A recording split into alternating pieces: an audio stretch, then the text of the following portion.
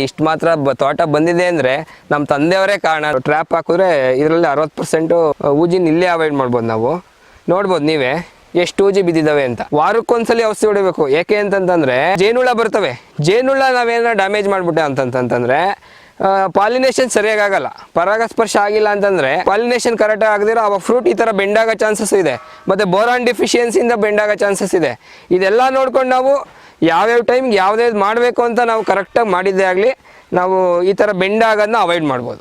Micronutrient ಹಾಕೋದ್ರಿಂದ ಗಿಡಕ್ಕೆ ಸ್ವಲ್ಪ ಎನರ್ಜಿ ಬಂದಂಗೆ ಆಗುತ್ತೆ. ಆ ಎನರ್ಜಿ ಬಂದಾಗ ಏನು ಮಾಡುತ್ತೆ, ಈ ಫ್ಲವರ್ ಉದುರೋದಾಗಲಿ, ಈ ಕಾಯಿ ಬೆಂಡಾಗೋದಾಗಲಿ, ಮತ್ತು ಈ ಎಲೆಗಳೆಲ್ಲ ಅಶ್ನುಗಾಗೋದಾಗಲಿ ಯಾವುದೇ ಥರ ಆಗಲ್ಲ.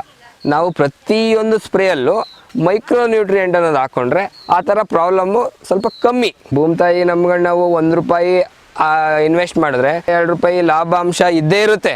ರೇಟು ಅತಿ ಬಂದಾಗ ಅತಿ ಆಸೆ ಪಡದೆ, ರೇಟು ಇಲ್ದಾಗ ಕುಗ್ದೆ ನಾವು ಕ್ಲೀನಾಗೆ ಮ್ಯಾನೇಜ್ಮೆಂಟ್ ಮಾಡಿದ್ದೇ ಆದಲ್ಲಿ ತುಂಬ ಲಾಭ ಅಂತೂ ನಿರೀಕ್ಷೆ ಮಾಡ್ಬೋದು. ಆಗಲೂ ಗಿಡ ಆಗಲಿ ಯಾವುದೇ ಬೆಳೆ ಆಗಲಿ ವಾರಕ್ಕೊಂದ್ಸಲಿ ನಾವು ಮೈಕ್ರೋನ್ಯೂಟ್ರಿಯೆಂಟ್ ಕೊಡ್ತಾ ಇದ್ರೆ ಗಿಡ ಗ್ರೀನಿಶ್ ಬರೋಕ್ಕೆ ಹೆಲ್ಪ್ ಮಾಡುತ್ತೆ.